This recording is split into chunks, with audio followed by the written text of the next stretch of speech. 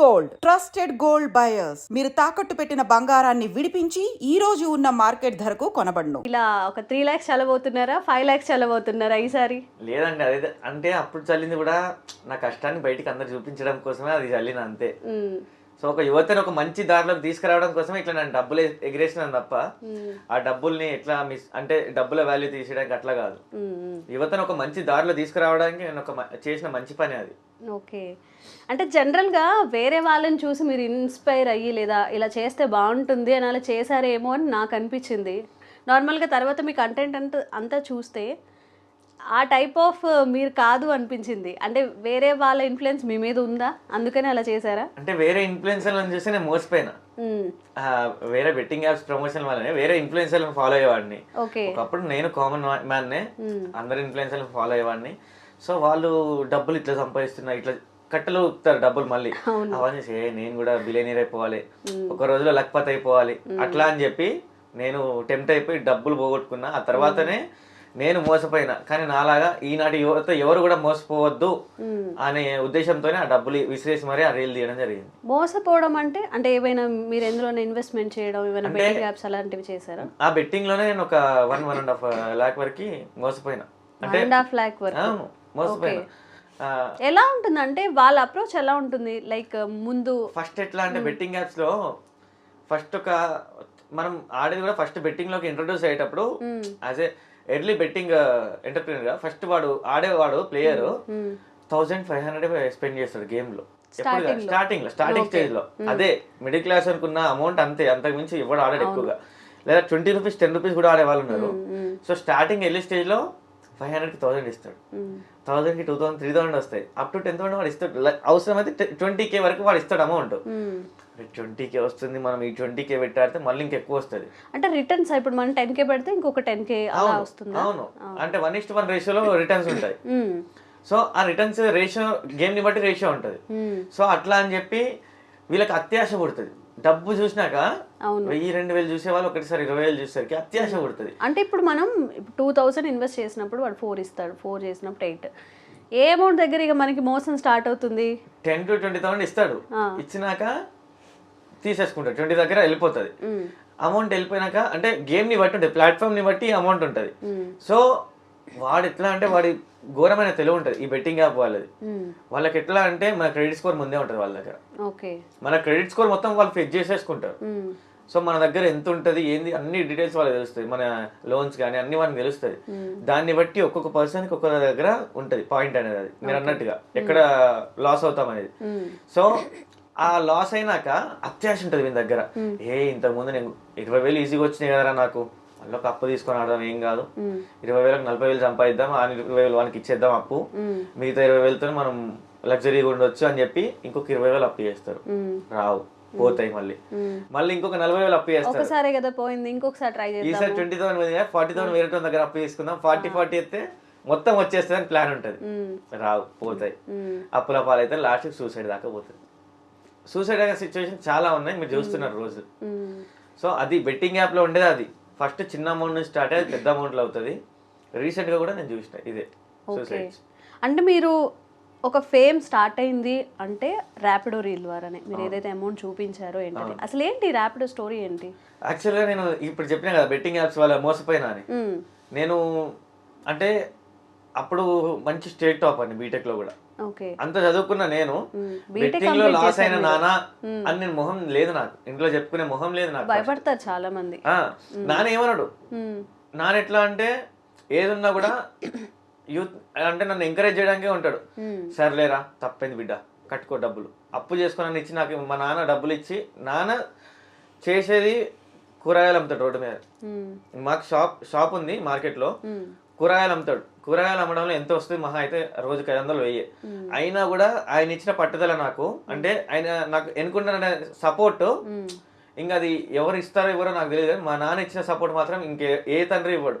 నేను 1,00,000 లాస్ అయిన నాన్న అంటే 1,00,000కి 2 లక్షలు తీసుకొచ్చి ఇస్తాడు. ఆయన టిఫిన్ చేయకుండా, రోజు టిఫిన్ చేయకుండా కూడా నాకు బీటెక్ లో నేను 2,000 అయితే 4,000 ఇచ్చేవాడు. ఉండనే నన్ను చదువుకునే కుర్రాడివి, అట్లా కష్టం తెలియకుండా పెంచింది నన్ను.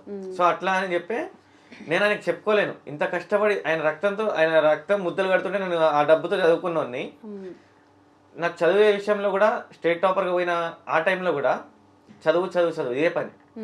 అంత చదువుకున్న నా కొడుకు ఇవాళ బెట్టింగ్లో బారిసపడి ఇట్లా అయిండు అని మా నాన్న బాధ నేను చూడలేదు. సో అది చూడలేక నా కొడుకు కూడా అందరిలానే చేశాడా, డబ్బు విలువ తెలియలేదు అని మా నాన్న బాధపడొద్దనే మా నాన్నకి చెప్పుకోలేదు. ఇంట్లో ఉన్న బండి తెచ్చుకున్నా, మా నాన్నగారు కొనిచ్చిన బండి అది తెచ్చుకొని ర్యాపిడో స్టార్ట్ చేసిన.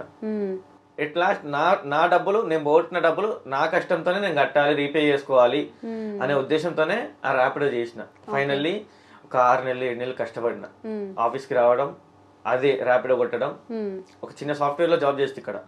సో రావడం, అది చేసుకోవడం, ర్యాపిడో ఒక 1,00,000 అట్లా వచ్చినాయి. ఇంకా వేరే వాళ్ళ దగ్గర అక్కడ ఇక్కడ అడ్జస్ట్ అయిపోయి 1,50,000 మొత్తం అమౌంట్ హ్యాండ్ లో ఉంది. ఇవి రీపే చేయాలి, ఎవరి అకౌంట్ కి వాళ్ళకి వేసేయాలి. నేను రీపే చేసే ముందు నాకు ఒక ఆలోచన వచ్చింది, ఏంటంటే మనం మోసపోయినాం, మనలాగా ఇంకోటి మోసపోవద్దు అని చెప్పి అవేర్నెస్ క్రియేట్ చేద్దామని చేశారు. అంటే అలా డబ్బు చూపిస్తే కొంచెం ఎక్కువ రీచ్ ఉంటుంది. ఫస్ట్ నాకు వచ్చిన ఆలోచన అది. అంటే ఇట్లా చేస్తే ఆ సొసైటీకి నేను చెప్పాలి, నేను మోసపోయినా తెలియాలి సొసైటీకి, అది మెయిన్ ఉద్దేశం నాది. కానీ నేను చెప్తే వాడు వింటాడు, నేను నార్మల్ మనిషిని, ఒక ఇన్ఫ్లుయెన్సర్ని కాదు, నాకు ఇన్ఫ్లుయెన్సర్ తెలియదు. ఈ రోజు రేపు బెట్టింగ్ యాప్స్ ప్రమోట్ చేయడంలో ఉన్నారు బిజీగా ఇన్ఫ్లుయెన్సర్లు. ఇట్లా బెట్టింగ్ యాప్స్ ని డీఫేమ్ డీప్రమోట్ చేయంటే ఎవరు చేయరు. సో అట్లా ఇంకా నేనేం అనుకున్నా అంటే, నన్ను ఎట్లయితే అట్రాక్ట్ చేసారో నేను కూడా వీళ్ళని అట్లనే అట్రాక్ట్ చేయాలి. అందరినీ, ఒక ప్రజల్ని వాళ్ళు ఎట్లా అట్రాక్ట్ చేస్తున్నారు డబ్బులు ఇచ్చేస్తూ, నేను అట్లనే అట్రాక్ట్ చేస్తాను డబ్బులు ఇచ్చేసిన. విసిరేసి లాస్ట్లో నేను కష్టపడి తెలియజేయాలని చెప్పి ఇట్లా ర్యాపిడోలో నేను ఈ డబ్బులని సంపాదించిన, బెట్టింగ్ యాప్స్ లో రావురా బై నమ్మకుర్రి అని చెప్పిన. అది వైరల్ అయిపోయింది. ఓకే. సో అక్కడ నుంచి నా జర్నీ, ఇన్స్టాగ్రామ్ జర్నీ స్టార్ట్ అయింది. ఇంకా మిలియన్స్ లో వెళ్ళినట్టుంది కదా, అది 3-4 మిలియన్స్ వెళ్ళింది. అవును, అది మెయిన్. అక్కడ నుంచి బెట్టింగ్ యాప్ ప్రమోట్ చేసే ఇన్ఫ్లుయెన్సర్స్ కూడా నాకు కామెంట్ చేసారు, మంచిగా చెప్పినావు బ్రో, మేము సిచ్యువేషన్ వల్ల బెట్టింగ్ యాప్స్ చేయాల్సి వస్తుంది డబ్బులు లేక, కానీ నువ్వు ఒక మంచి సొసైటీకి మంచి మెసేజ్ ఇచ్చినావని ఎవరైతే బెట్టింగ్ ప్రమోషన్ చేసే వాళ్ళు కూడా నాకు కామెంట్ చేశారు. ఓకే. జనరల్ గా బయటికి చెప్పలేరు కదా, వాళ్ళు కూడా సమ్ ప్రమోషన్స్ తీసుకొని మనీ తీసుకొని చెప్పినప్పుడు ఇలా చేయొద్దని చెప్పి వాళ్ళు కూడా చెప్పలేరు. ఎందుకంటే బెట్టింగ్ ప్రమోషన్ ఇచ్చేవాడు వాడు చెప్తాడు వీళ్ళకి, అట్లా చెప్పినామంటే నీ అమౌంట్ రాదు ఈ మంత్ నుండి. అవును, వాళ్ళు టెలిగ్రామ్ లింక్ అంటారు, ఆ టెలిగ్రామ్ లింక్ వచ్చి ఆడితే వాళ్ళు ఎంత ఆడతారో అందులో 10% 20% ఆ ఇన్ఫ్లుయెన్సర్ కి పోతుంది కమిషన్. సో అందుకే రండి ఫస్ట్ టెలిగ్రామ్ లో జాయిన్ అవ్వండి అని ప్రతి ఇన్ఫ్లుయెన్సర్ చెప్పడానికి మెయిన్ రీజన్ అది. ఏంటంటే ఫాలోవర్స్ డైలీ వాళ్ళు ఆడాలి, వాళ్ళు ఎంత ఆడితే అందులో 10 to 20% ఇన్ఫ్లుయెన్సర్ కి పోతుంది కమిషన్. ఓకే, అది మెయిన్.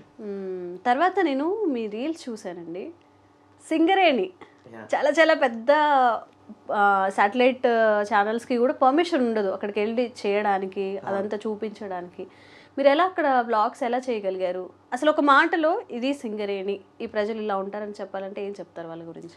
మా సింగరేణుల గురించి చెప్పాలంటే, చీకట్ల బండ కింద పనిచేసి ప్రగతికి వెలుగునిచ్చే సూర్యులు మా సింగరేణి వీరులు. ప్రతి ఒక్క అన్న సోదరులు, నేను ఇప్పుడు వీడియో చేస్తున్నా అంటే ప్రతి ఒక్క సింగరేణి సోదరులకు నమస్కరించి చెప్తున్నా, వారిచ్చిన ఆశీర్వాదం నేను ఇంకా వెలగట్టలేనిది. అట్లా వాళ్ళు ఆదరించే తీరు కూడా, ప్రతి మైన్కి పోయినప్పుడు అన్న తీయండి అన్న, సింగరేణి మీద వీడియో తీయండి అన్న, మీతో అవుతుంది అన్న, వాళ్ళు ఇచ్చిన స్ఫూర్తి మాత్రం నేను మర్చిపోలేంది.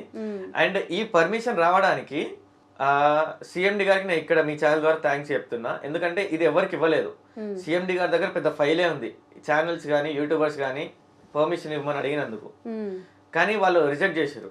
సో నన్ను కూడా అదే అడిగారు సిఎండి గారు, పెద్ద పెద్ద ఛానల్స్కి ఇవ్వలేదు, నీకు ఎందుకు ఇవ్వాలమ్మా అని అడిగారు సిఎండి గారు. సార్ వాళ్ళందరూ ఛానల్స్ వాళ్ళు వచ్చి వీడియో బ్లాగింగ్ అడిగారు, యాజ్ ఎ మైన్స్ మేనేజర్గా నేను అడుగుతున్నా, నాకు పర్మిషన్ కావాలి సార్, నేను సింగరేణి మీద వీడియో తీయబోతున్నా. యాజ్ ఎ మైనింగ్ మేనేజర్గా, ఒక డిప్యూటీ మైనింగ్ మేనేజర్గా నేను అడుగుతున్నా, నాకు సింగరేణి పర్మిషన్ ఇవ్వండి. నా ఊర్లో ఉన్న కనీస సంపదనే నేను బయటికి చూపాలనుకుంటున్నా అంతే. నా ఊరు గొప్పతనం, నా ఊర్లో ఉన్న కనీస సంపద ఎంత ఉంది, అవన్నీ డీటెయిల్స్, నా సింగరేణి కార్మికులు కష్టపడుతున్నారు, వాళ్ళ కష్టాన్ని. ఈ రోజు ఎలక్ట్రిసిటీ మనం ఎక్కువ యూజ్ చేస్తాం అన్నెసరీగా, రూమ్స్ లో బయటికి వెళ్ళేటప్పుడు డోర్స్ లైట్లు ఆఫ్ చేయం. సో ఇవన్నీ అసలు మనం ఇలాంటివన్నీ కూడా మనం చేయవద్దు. అసలు మనకి ఎలక్ట్రిసిటీ రావడానికి సింగరేణి వాళ్ళు ఎంత కష్టపడితే ఈ ఒక బొగ్గు పిల్ల పైకి వస్తుంది, ఆ వచ్చిన బొగ్గు పిల్లతో ఎలక్ట్రిసిటీ ఎట్లా జనరేట్ చేస్తున్నారు. సో వీళ్ళ కష్టాన్ని అంతా కూడా చిత్రీకరించాలి సార్, ఈ మైనింగ్ ప్రాసెస్ ఇదంతా కూడా నేను తీయాలనుకుంటున్నా అని చెప్తే సిఎండి గారు కూడా, ఒక మైన్స్ మేనేజర్ నీకు ఈ థాట్ వచ్చింది లోకల్ అంటున్నావు కదా, తప్పకుండా తీయమ్మా, తప్పకుండా నా ఫుల్ సపోర్ట్ ఉంటుంది, సింగరేణి సంస్థ ఫుల్ సపోర్ట్ ఉంటుందని ఓకే. పర్మిషన్ ఇచ్చారు వాళ్ళు. మీరు మైన్స్ మేనేజర్గా చేస్తూనే ఇట్లా ర్యాపిడో చేశారా, లేకపోతే ఎప్పుడు జరిగింది ఇదంతా? యాక్చువల్గా నా బీటెక్ కంప్లీట్ అయ్యాక, నా బీటెక్ మైనింగ్ బీటెక్ నాది. సో బీటెక్ అయిపోయినాక మేము ఒక 1 year అప్రెంటిస్షిప్ చేయాల్సి ఉంటుంది. బయట చేసిన మైన్స్లో, ఐరన్ ఓర్ మైన్స్లో. ఆ తర్వాత uranium corporation of India limited అని యూసీఐఎల్ కడప తుమ్మలపల్లిలో ఉంటుంది, పులివెందుల దగ్గర. అక్కడ వర్క్ చేసిన మైనింగ్ ఇంజనీర్గా ఒక 2 years వర్క్ చేసిన. సో వర్క్ చేసినాక కొంచెం రేడియేషన్ వల్ల, యురేనియం రేడియేషన్ వల్ల యాక్చువల్గా అదేంటంటే డబుల్ డ్యూటీస్ చేయడాలు కొంచెం, దానివల్ల నాకు రేడియేషన్ వచ్చింది, హెల్త్ సహకరించక మైగ్రేన్ వచ్చి అది రిజైన్ చేసిన. రిజైన్ చేసి సాఫ్ట్వేర్ ఫీల్డ్ లో ఉన్నా ఇప్పుడు. సాఫ్ట్వేర్ లో ఉన్నప్పుడు నాకు టైం దొరికింది. టైం దొరికి బెట్టింగ్స్ కి అలవాటు పడిన. సిటీ లైఫ్ కి వచ్చేసిన. మైన్స్ లైఫ్ లో ఉంటే డైలీ వర్క్, ఏ వర్క్ రెస్ట్ అంతే ఉండేది, ఇదంతా ఉండేది కాదు. సో ఎప్పుడైతే సిటీ లైఫ్ కి అలవాటు పడినో బెట్టింగ్ ఇదంతా అయిపోయి ఇప్పుడు as a software engineer, but as a past లో మైనింగ్ ఇంజనీర్ కదా. సో మాకు సర్టిఫికేట్ ఉంటుంది మైనింగ్ ఇంజనీర్. సో నాకు ఇంకా ఇప్పటికైనా వెళ్ళి చేసుకోవచ్చు మైన్స్ లో. సో అట్లా అని చెప్పి ఇంకా సిఎండి గారిని, సిఎండి బలరాం నాయక్ గారిని అడిగితే వాళ్ళు పర్మిషన్ ఇచ్చారు. అండ్ సక్సెస్ఫుల్ గా వీడియో కూడా తీసినాం. అసలు యాక్చువల్ గా వీడియో తీయడానికి మెయిన్ రీజన్ ఏంటంటే అవన్నీ అన్ఎక్స్ప్లోర్డ్ ప్లేసెస్ సింగరేన్ మైన్స్ అనేవి. అంటే ఇప్పుడు ఇంట్లో ఒక భర్త వెళ్తాడు భార్యకి చెప్పి డ్యూటీకి వెళ్తున్నా అని, తల్లికి చెప్తాడు కొడుకు డ్యూటీకి వెళ్తున్నా సింగరేన్ కార్మికుడు. కానీ వాళ్ళు వెళ్ళినాక ఎంత కష్టపడతారు. మైన్స్ లోకి ఒక్కసారి అండర్ గ్రౌండ్ లోకి వెళ్తే పైకి వచ్చే వరకు నమ్మకం ఉండదు సింగరేన్ కార్మికుడు. కానీ వీళ్ళందరినీ వీళ్ళు ఏమంటారు అంటే చూసేటోళ్ళు వానికేంద్రపై సింగరేని లక్షల జీతాలు బోనస్ వస్తాయి, కానీ వాళ్ళు పడే కష్టం మాత్రం ఎవరికి తెలియదు. సింగరేన్ పడే కష్టం బార్డర్ లో సేవ చేసే సైనికులతో సమానం. సైనికుడు బార్డర్ లో పక్క దేశం వాడిని ఎట్లా ఆలో చేయకుండా ఉంటాడో, సింగరేన్ వాడు ప్రగతికి ఈ ఎలక్ట్రిసిటీని అందించడంలో ముందుంటాడు. ఎలక్ట్రిసిటీ లేకపోతే ఇప్పుడు ఏది లేదు. అండ్ మైనింగ్ విషయానికి వస్తే మైన్స్ లేని నథింగ్ విల్ బి దేర్. ఇప్పటికి చెప్తున్నా, ఐరన్ మైనే, ఎలక్ట్రిసిటీ మైనే, ఫోన్ మైనే, వాచెస్ మైన్ నుంచి నీకు ఏది కావాలన్నా ఇప్పుడు ఈ ఐరన్ రావాలంటే మైనింగే. So without mining we can't survive in this luxuries life. అట్లా